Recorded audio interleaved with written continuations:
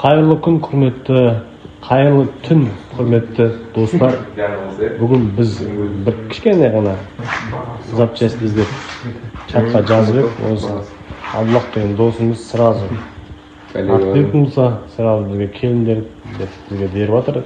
Инструментті міне бұл керемет нәрсе. Бұл бір-бірімізге деген сыйластық. Осы чаттағы жігіттер барлықтарыңа осындай сыйластық болу керек, бір-бірімізге көмектесу керекпіз, бір-біріміздің цехтарымызға бару керекпіз. Есік постоянно ашық болу керек. Өйткені бір-бірімізді сыйлассақ, дамысақ, дами береміз ағай. Сондықтан қайырлы түнгісімен жұмыс істеп жатқан жігіттерге сәттілік. Абдуллах бауырымыз, рахмет, үлкен рахмет. Міне цех ұнап алды маған, цех ұнады маған. Мына қараңдар, маған ең ұнаған нәрсе мына кран балканы четко істеп қойды ше.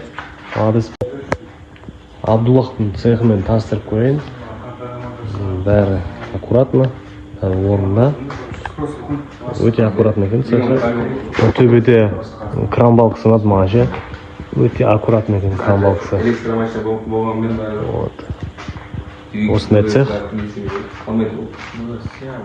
Үлкен рахмет. Обмен опыт, общение ұстап жатырық.